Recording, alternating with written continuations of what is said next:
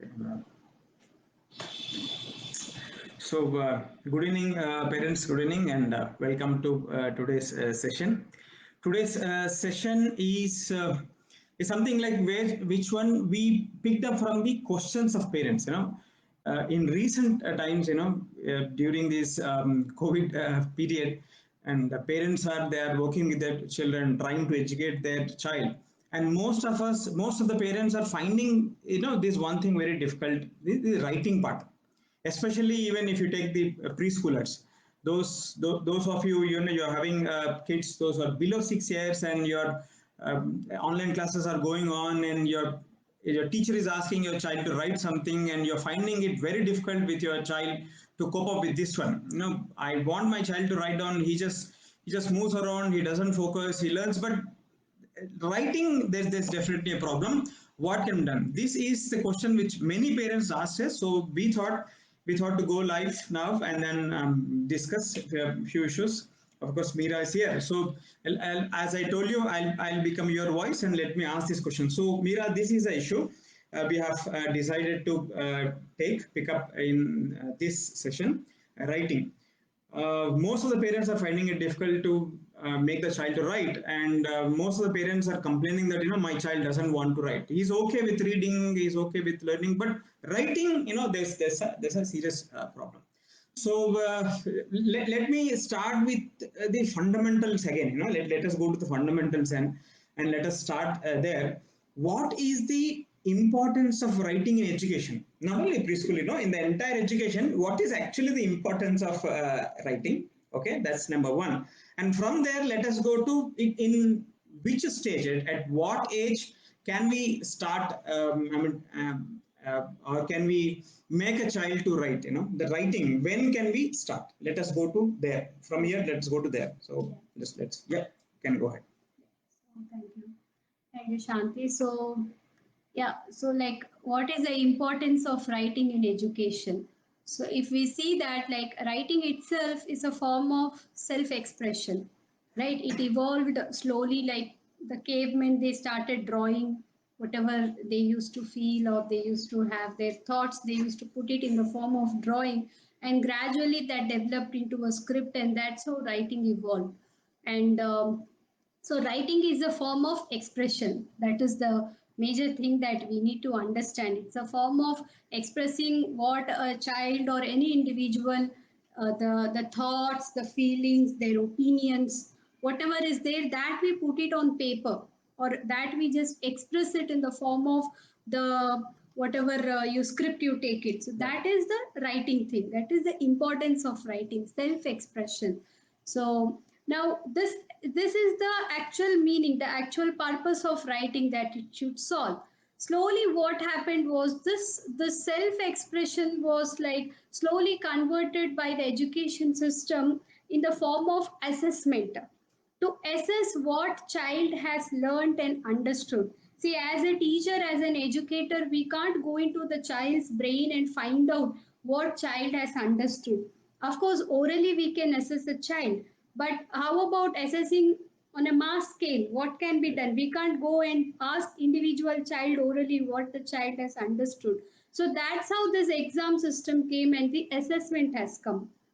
And because there is this assessment, an assessment in the form of writing, education expects child to present whatever the child has understood or whatever the child has memorized or learned in the year across all the subjects in the form of writing.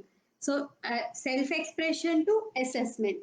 And of course, one more thing that has happened in school education is like we need to show some tangible results to parents or to people in general. Yeah. See, I have, how can I show that I have understood something or I have learned something in school today?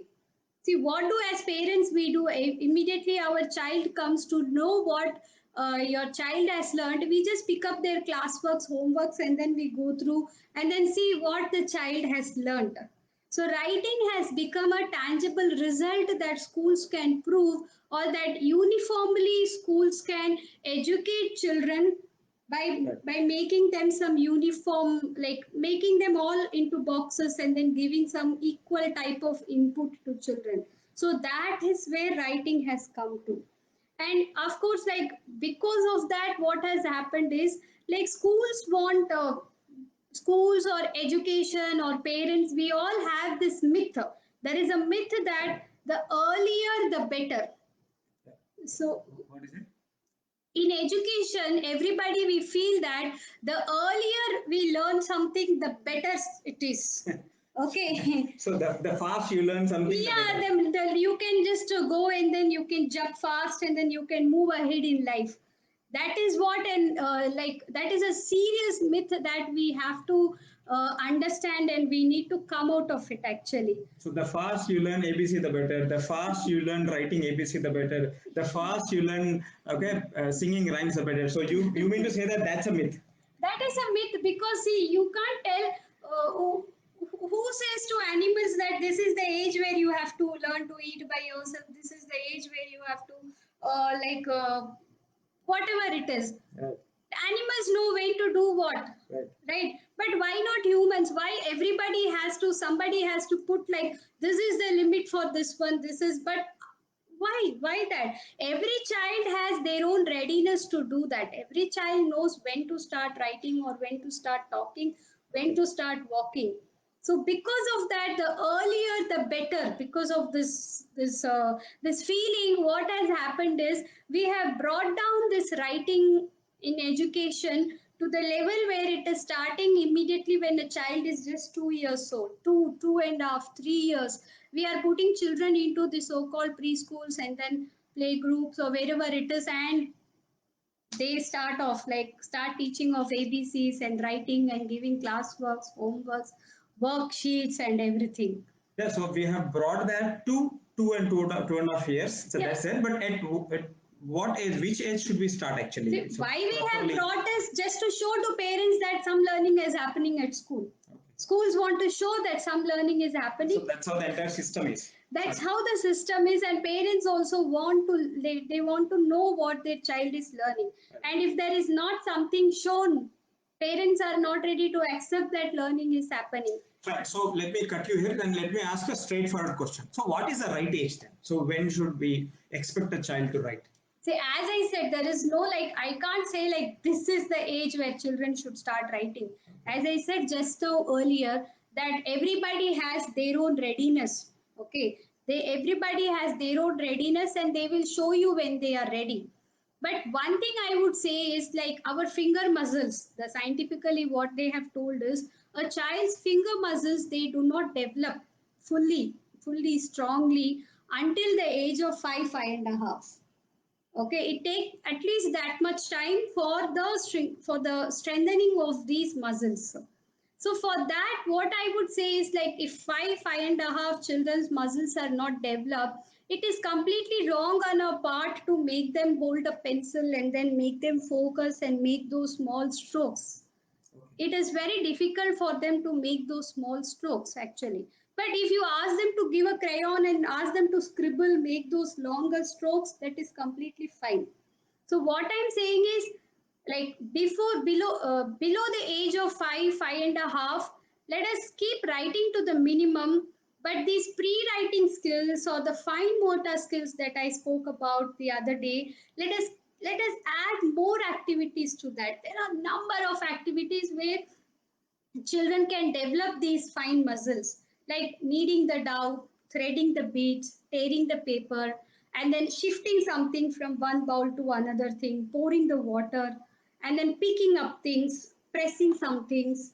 Okay, there are so many activities. I can give you 100 activities if you want. So what is the purpose of all these All activities? these activities are to develop these finger muscles. Okay. And develop this is called as the pincer grasp, the grasp by which we hold things, not only pen, anything like buttoning. You need that finger grasp to Okay, learn to grasp. button, Okay. to zip.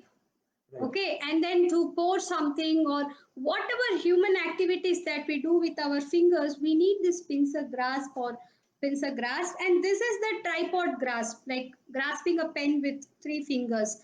And that also it gradually develops. We children need the strength in their fingers to write. And one more thing, why I said like below 5 years writing is not that healthy for children is writing itself is a very complex process that happens in the brain. Just like when you're trying to learn to drive a car, there are so many things involved. You need to concentrate on so many minute things. Yeah. And it is difficult to just deviate and get, like, even for a second, if you're distracted, it's going to be very problematic to you. And after just few minutes of learning, your whole body gets so stressed, your brain gets stressed. I think many of you might have experienced when you are learning to drive a car, right? Yeah, the first time. Yeah, you need to remember so many things. Yeah. But gradually it becomes very much natural process. Yeah, but for some children, this whatever the stress, it doesn't become natural that easily. It takes time. Okay. It takes time, and they feel so stressed when we are asking them to write, because they have to bring that image to their mind, and that image has to come in the form of their hands, and they need to make the right stroke. So sometimes they make those mirror images also, because for them it's all the same. It's all the same. The spatial knowledge is not yet that clear also. For them, left is right, right is left, up is down, down is up. So they just see like the whole picture of A, the whole picture of 5. So they might write those mirror images. So that is where this brain processing happens. And it is so stressful for the child, and it sucks a lot of energy, a child's energy. So we can't expect them to sit and write continuously for more than some 15 minutes. That's the maximum, I would say. More than that, it is a lot of hard work for your child if he or she is below the age group of 5 6. So we need to keep this in mind. Okay, right. So understood that writing is something. It's not that easy. You know, it's not that easy as it looks. It's a complex process. And if a child is finding it very difficult to write, so what do you mean to say is to first check with the fine motor skill. You know, like whether those things are developed or not, Yeah. and focus on those activities so that these grips develop, and then it will be easier. Yes. For a child. That's what you And meant. keep it short. Keep that activity short, Keep- not too lengthy. Okay, keep it short. But that's fine. When you say in theory, I mean, like, it's very much fine. But what is happening right now practically here is in homes, like schools or online classes are going on, and even parents, they are buying worksheets for preschoolers. They're making the child to write down. Teacher is giving some writing work, and the parent has to make the child to do that worksheet or write down. When this is happening, like how can we understand this? What can be done actually? So you ask the parent to just don't worry about writing at all, or what is your suggestion? See, they like writing. As I said, like what can I say? I am not telling parents not to give writing work at all. Okay, let it be there. Give it very little at a time. And if they are not showing that interest, don't force them actually. Do not force them, or do not make them to complete it at a time, because that's when they create that aversion towards it. I have seen children, the moment they see those pencils, the moment they see those books, they feel so agitated, they feel so frustrated. Actually, Right. books and pencils, colors, crayons, they should be something that children should love. Yeah. They should engage in that. But we make it like we keep on nagging, we keep on telling them, do this, do this, do this. This way, there is an aversion created, and they don't want to do it. The more we try to push something, the more children try to push outward. Right. So if we try to push it, the more they will reject it. So instead of trying to push it, you just slowly, gently, you just see and how you can make it interesting.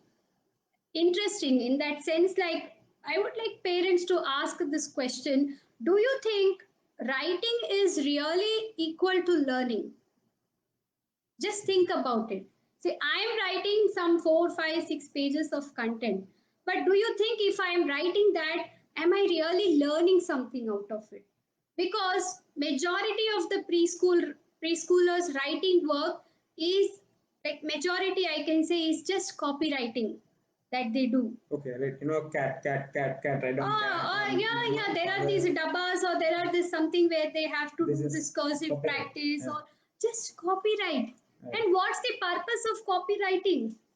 Is there any thinking happening in the child? Is your child independently thinking? Or is there any self expression happening in that? If not, then what is the purpose? Why should a child feel meaningful if you are made to make the same curry again and again every day? You cook it, again you ask somebody, go cook it and come, again go cook it and come. How would you feel? Yeah. Just think about it. Think from the child's why. Why should a child find the joy in writing that same thing over and over again every day? Yeah, I remember Mahati asking this question, isn't it? Yeah, Mahati is like our daughter's books would be all the time empty. She would never complete her books in her preschool days.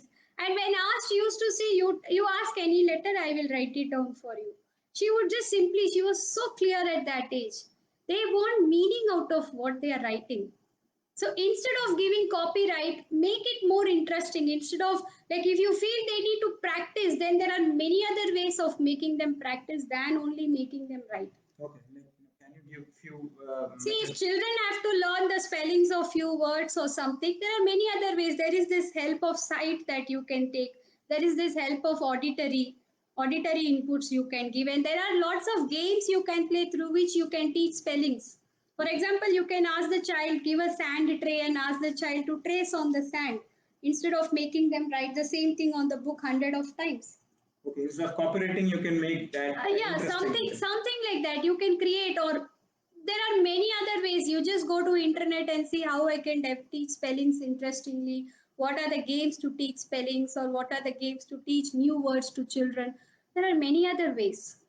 Writing number of times is not the only way of learning all those spellings or everything.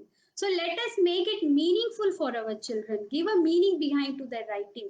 Why they need to write. Make it something where children have to express themselves.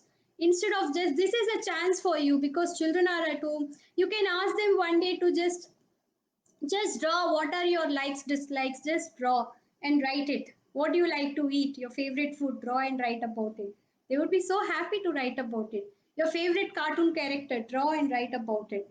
You can like write one word out of it. Draw the names of family members. Let us start from something which is very near to them. Draw the names of family members and like draw it and write their names. So this way they are learning to practice those alphabets anyway, ABCs. Instead of writing it A, B, B, B, B, C, C, C, they are learning to write it this way. So that's what I would say. Open the fridge and ask them to look at all those packets and then write the names of all the packets that are there in the fridge. So something like that. Create meaning for them. Why they need to do it. There should be some purpose to it. Why? Or ask them to write a thank you note, or ask them to write a letter to their grandparents. Something. And one more thing where I remember is like in that that sequence LSRW. Okay, Yes. listening, speaking, reading. The last one is writing. But unfortunately, we brought that writing to the first. Somehow I think that we made it ulta kind of thing. Like Right. so. Like as you said, as you rightly said, that writing is a form of expression. Yes. So, but to express, I need to have something here, right? If I do not have anything here, what's the point? Like I don't express that. It's like again, it's like copywriting. Yes. So to have something here, I think we should go through this process of LSR. Yeah. So LSR, then W is a byproduct. You know, W is a byproduct of listening, speaking, and reading. Yes. So as we did, I mean, like instead of focusing on writing, let us focus on listening, Yeah. speaking, and reading. And once this is done, writing happens, isn't it? Yeah, yeah, exactly. One more point, like for a little older children, like when they go to some 8, 10, like 8, 10 years, 7, 8 years, like where the children are able to write on their own. Okay, they are able to self-express. But there, what comes is the problem is they with the spellings. They have those ideas, they have the content, but they do not know the right spellings to put it. Okay, that's where we need to be little like give them the freedom to make mistakes in spellings. First let the idea come out, right? See, when we want all children's notes to be without any mistakes, we are telling to the author, it is like we are asking an author to give the final draft in the first go itself. Can anybody make a book like that, a final draft in the first go? You need a rough draft and then you need to edit it. You need to edit it again and again. Only then something solid comes out. The same way we need to let children to make those mistakes, like make a rough draft and then let them put their thoughts first. Thoughts, what are their ideas, what are their feelings, let it come out first, then let us go on the spelling. Instead we expect like they have to write without any mistakes that answer, and because of that children, they have ideas, they know the answer for that question, still they don't write it because they lack those spellings. So we need to understand as parents to give that freedom to children to make mistakes. It's okay to make spelling mistakes.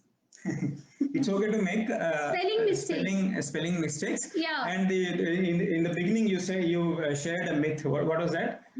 The earlier, the better. The earlier the better is a myth. So let us go slow. Let us go with this L, listening, speaking, and reading, and writing is a byproduct. Let me share you one incident where I don't want to name a college. I went to a very top engineering college here in Telangana, and there's a campus recruitment going on. It was Tech Mahindra, or I don't remember the company. And for the final year students, there were some 450 students, and that HR gave a task. He just asked to write a composition. He just gave some topic, random topics to these engineering students, and asked them to write a story on it, write a story on their own. So that was the task. That was the second round. And out of some 450 or 50 odd students, 23 cleared that. 23. So it was kind of a surprise for me, and like kind of a shock also. What is so big deal about taking thinking about something, some object, and generating ideas, your own ideas, and writing it properly without any mistake? That's the only task, and that 400 odds engineering students, final students failed in that activity. Like, where did we go wrong? Out of all this education, after some 14 years of education, the simple task they could not do it. Where did we go wrong? I think that we were focused more on copywriting. The entire system was focusing on more on copywriting than making the child to think and be an independent thinker and use writing as an expression of his own thoughts. So if you can shift our mindset there, I think that would be wonderful, isn't it, Amira? Yeah. Now I think we have given a few inputs. Hope it gave you some clarity. These are our out of our understanding, out of our experience, we gave these inputs. Hope it's useful for you. But if there are any questions, please ask. But let me just quickly wrap up. First thing is, writing is a complex process. We cannot expect this process to happen easily with everybody who is below 6. So if this is not happening, and you please work on the fine motor skills, okay? So that grip, it takes time for this to get that grip. And the myth is, the earlier the, the better is a myth. Go slow, okay? And can we say like that? If there is a worksheet, or if there is an assignment from the school where the child has to cooperate, just simply cooperate without using his mind. And if the child doesn't want to do that, if the child does only once, is that absolutely okay? See, if we know and the teacher knows and the child knows that I can write, then why make the child write again and again? Okay, so this is from her. Think about it, parents. That's one more input that we got from this session. And spellings, okay?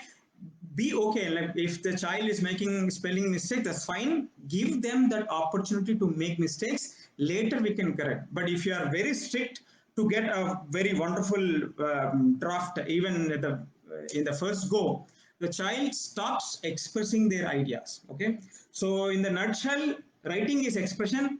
Let us worry more about making the child to think, how can I make my child an independent thinker?